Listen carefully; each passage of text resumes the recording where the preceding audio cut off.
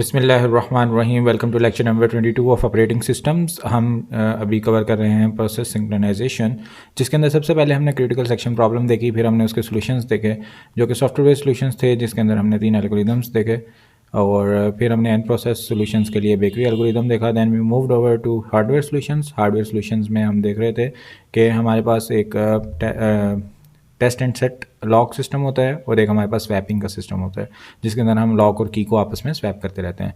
तो हमने देखा था कि हार्डवेयर सॉल्यूशंस जो थे वो हमारे पास प्रोग्रेस के लिए अच्छे नहीं थे। जो प्रोसेस एक बार लॉक एक्वायर कर लेता था तो उससे वापस लॉक लेना बड़ा मुश्किल होता था, और वो जो मासूम प्रोसेसेस होते थे उनको बारी नहीं देता था।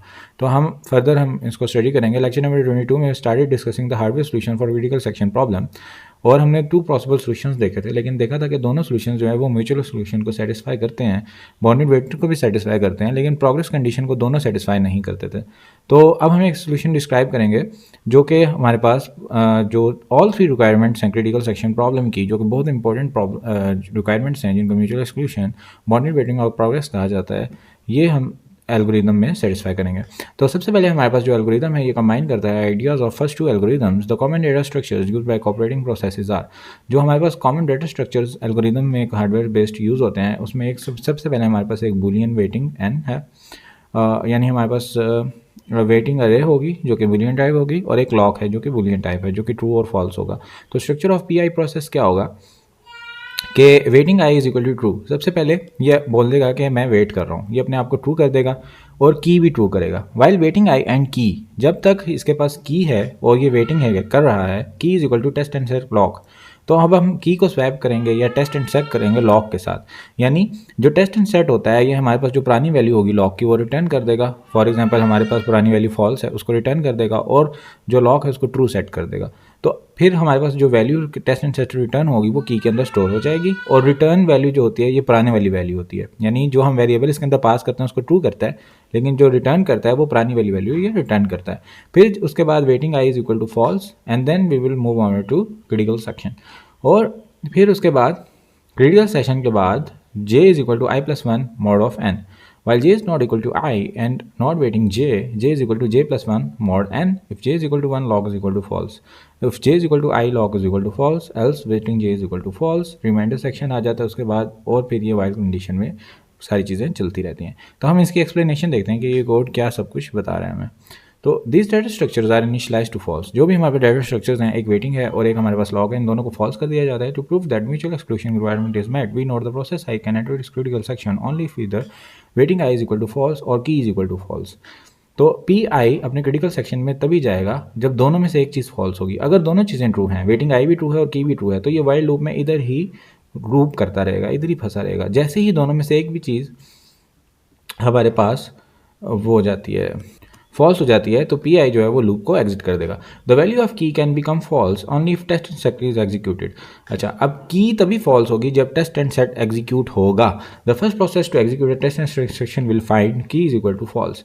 जो पहला प्रोसेस है वो जब टेस्ट एंड सेट को एग्जीक्यूट करता है तो वो की को फॉल्स फाइंड करता है। कैसे कि लॉक में पहले पड़ा हुआ था फॉल्स, टेस्ट एंड सेट ने क्या किया, रिटर्न कर दिया फॉल्स जो लॉक में पहले पड़ा था, और लॉक को ट्रू सेट कर दिया, और जो की थी की को हमने इक्वल कर दिया फॉल्स के, जो रिटर्न कर रहा है टेस्ट एंड सेट। तो की में हमारे पास आ जाएगा false, all others must wait. अब जैसे ही इसकी की फॉल्स होगी ये वॉइल लूप से निकलेगा और क्रिटिकल सेक्शन में चला जाएगा।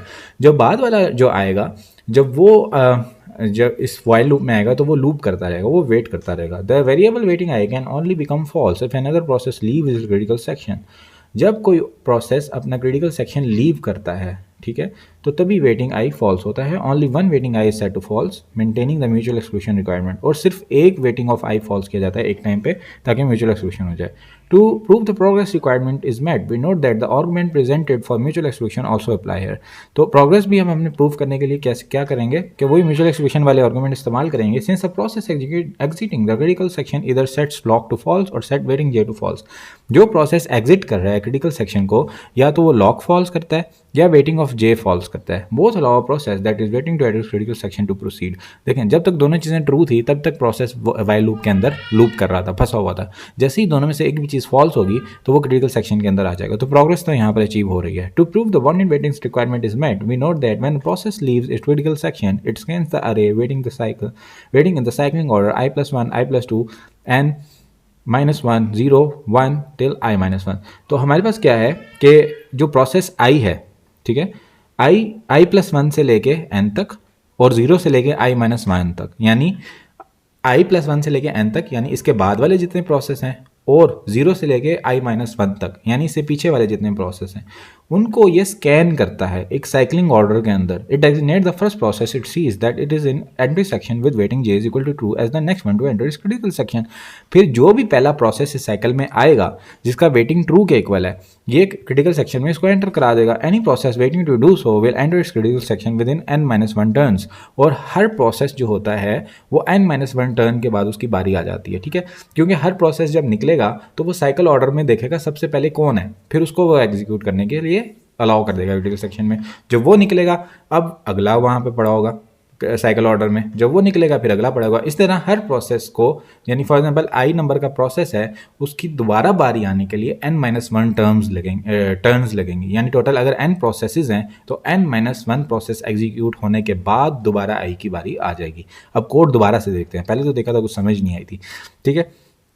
तो सबसे पहले हमारे पास क्या हो रहा है, कोई भी प्रोसेस रहता है आई क्या करता है, waiting I is equal to true, कि मैं वेट कर रहा हूँ भाई मुझे बारी दो।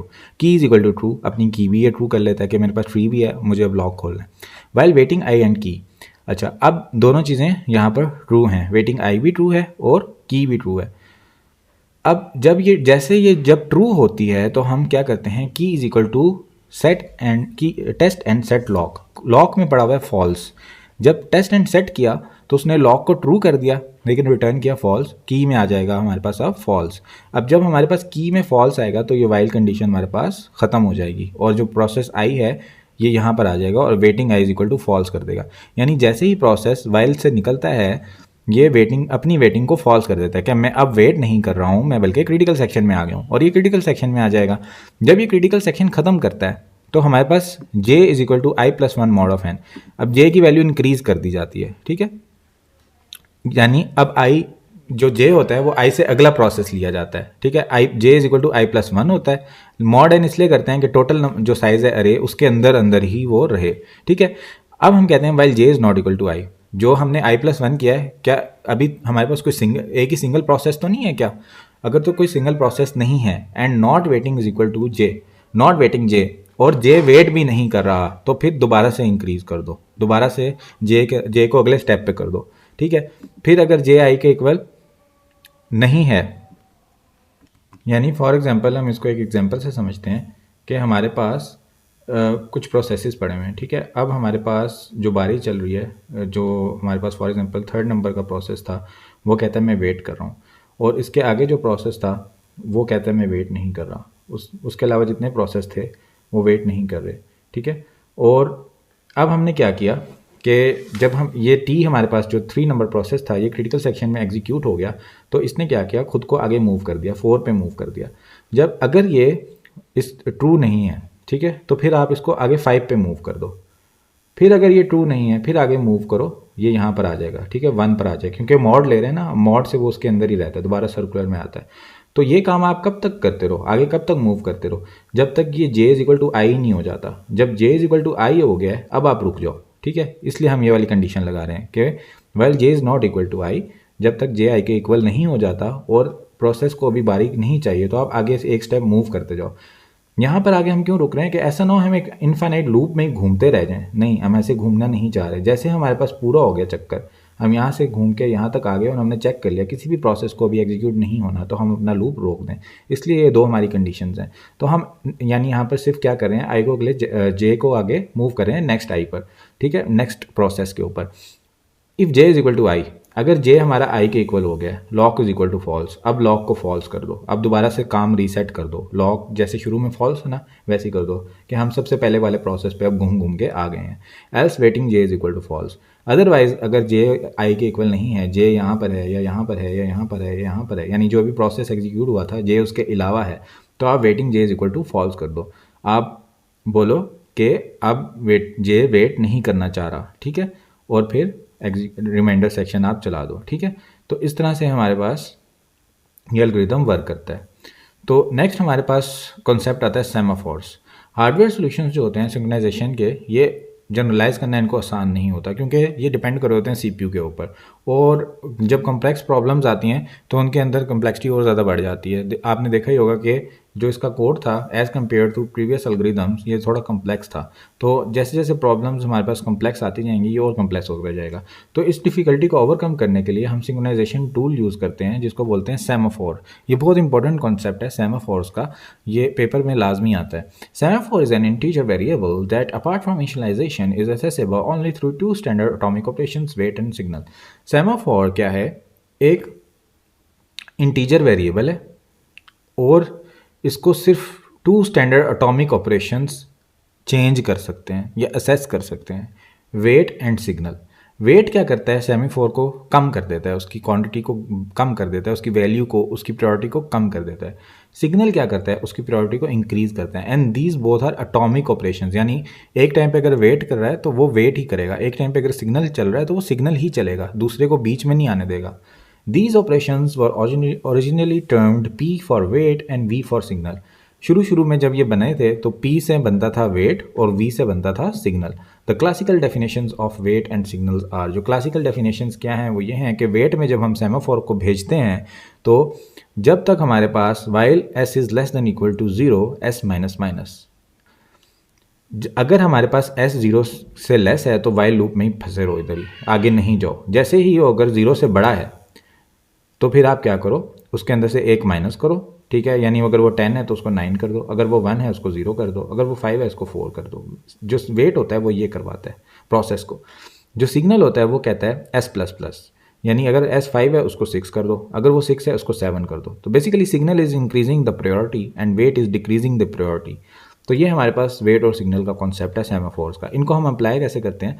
Modifications to the interior value of semaphore in wait and signal operations must be executed indivisibly. यानी एक टाइम पे अगर सिग्नल चल रहा है तो पूरा सिग्नल ही चले, एक टाइम पे अगर वेट चल रहा है तो सिर्फ वेट ही चले, ओवरलैपिंग ना हो, इंटरलीविंग ना हो। That is when one process is updating the value of semaphore, other process can not simultaneously modify that same semaphore value. अगर एक प्रोसेस सेमाफोर को चेंज कर रहा है तो दूसरा ना करे। In addition, in case of the wait, the testing of the integer value of s less than is equal to 0 and its possible modification must also be executed without interruption. अगर हमारे पास एक प्रोसेस वेट में आ रहा है, ठीक है, wait में आने के बाद वो एक लूप में फंसा हुआ है, ठीक है, और लूप में फंसने के बाद वो चेक कर रहा है s is less than equal to 0, कि जब तक s 0 से छोटा है वो उधर ही लूप में रहे, s को रिड्यूस ना करे। जब s 0 से बड़ा हो तब उसको रिड्यूस करे। तो ये इंटरप्शन के बगैर ये चीज़ एग्जीक्यूट होनी चाहिए, ये भी इवन, ठीक है। ये ना सोचो कि s तो बढ़ेगा ही नहीं और वो लूप में ही फंसा रहेगा, नहीं, ये भी चीज़ इंटरप्शन के बगैर एग्जीक्यूट होनी चाहिए। कैसे होगी ये हम बीच में थोड़ा सा देखते हैं। We can use semaphores to deal with N process critical section problem. Semaphores को हम यूज़ करके N process critical problem use कर सकते हैं, सॉल्व कर सकते हैं। The N process share a semaphore mutex. जो एन प्रोसेस होते हैं वो क्या करते हैं? एक सेमाफोर यूज़ करते हैं mutex, mutual exclusion, standing for mutual exclusion, initialize to 1। ये 1 से इनिशियलाइज कर दिया जाता है। Each process P I is organized as follow. जो भी हमारे पास पी आई होगा उसको हम इस तरह से ऑर्गेनाइज करेंगे। म्यूचुअल एक्सक्लूशन अभी 1 के इक्वल है, ठीक है। हमने बोला वेट म्यूटेक्स। वेट म्यूटेक्स क्या करेगा? वो चेक करेगा क्या ये 0 या उससे कम तो नहीं है, नहीं है, ये तो 1 के इक्वल है, तो उसको एक रिड्यूस कर देगा, 0 के बराबर कर देगा और प्रोसेस को क्रिटिकल सेक्शन में भेज देगा। फिर से इसको क्रिटिकल सेक्शन के भेजने के बाद कर देगा सिग्नल म्यूटेक्स कि अब म्यूचुअल एक्सक्लूशन को वापस एक्टिव कर दो, 1 कर दो और रिमाइंडर सेक्शन 0। रिमाइंडर सेक्शन के अंदर प्रोसेस को चले जाओ और काम अपना कंटिन्यू करो, ठीक है। तो हमारे पास क्या हुआ? As was the case with hardware based solution, this is not a good solution. जैसे हार्डवेयर बेस्ड सोल्यूशन थे ये भी गुड नहीं थे पुराने वाले, इसी तरह ये भी अच्छा सोल्यूशन नहीं है। Because even though it satisfy mutual exclusion and progress, it does not satisfy bounded wait. ये बॉन्डेड वेट को सेटिस्फाई नहीं करता। कैसे नहीं करता? In a uniprocessor environment to ensure atomic execution while executing wait and signal, interrupts or interrupts can be disabled. Uniprocessor में तो हम कह रहे थे कि पहले भी हमने देखा था कि हम इंटरप्ट्स ही डिसेबल कर देते हैं। In case of multiprocessor environment, to ensure atomic execution is one, can lock the data bus और use a soft solution such as bakery algorithm. जब मल्टीप्रोसेसर में करना था तो हम बेकरी एल्गोरिदम यूज़ कर सकते हैं या लॉक का वेरिएबल इस्तेमाल कर सकते हैं कि जब लॉक ट्रू होगा तो फिर कोई और प्रोसेस एग्जीक्यूट नहीं होगा, ठीक है। जब लॉक फॉल्स होगा तो फिर प्रोसेस जो है वो क्रिटिकल सेक्शन में जाएगा। तो इस तरह से हम हैंडल कर सकते थे जो हमारे पास म्यूचुअल एक्सक्लूशन थी उसको। अब the main advantage of semaphore discussed in previous section is that it requires busy waiting. जो हमारे पास सेमाफोर का डिसएडवांटेज है, इसके अंदर बिजी वेटिंग आती है। बिजी वेटिंग का कॉन्सेप्ट बहुत इंपॉर्टेंट है पेपर के लिए, इसको ध्यान से सुनिएगा। While process in critical section, any other process that tries to enter critical section must loop continuously in the entry code.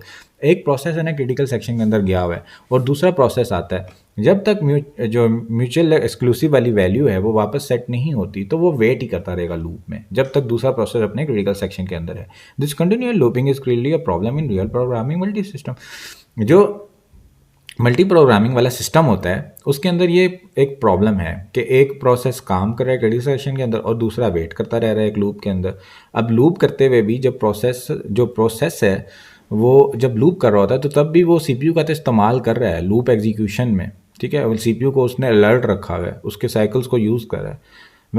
Where a single CPU is shared among many processes, एक single CPU है, काफ़ी ज़्यादा processes इसको इस्तेमाल कर रहे हैं। Busy waiting where CPU cycle that some other processes may be able to use productively.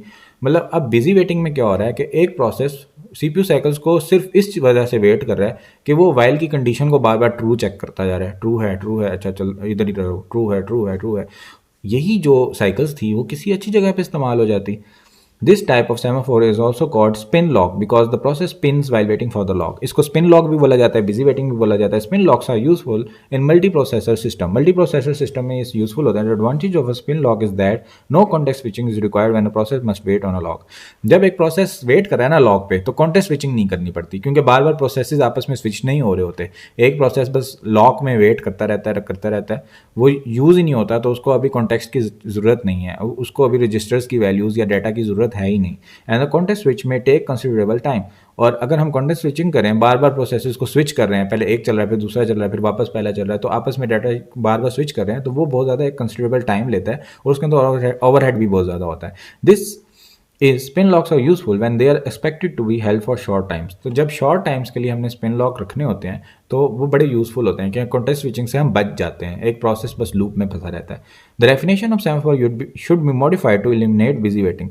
अब सेमाफोर की डेफिनेशन को हम मॉडिफाई करेंगे, ठीक है, कि हमारे पास जो बिजी वेटिंग है वो खत्म हो जाए। We will discuss the modified definition of semaphore in next lecture. यहाँ पे हमारा लेक्चर एंड होता है। Thank you so much everyone for joining watching. अपनी दुआ में याद रखिएगा। टेक केयर, अल्लाह हाफिज़।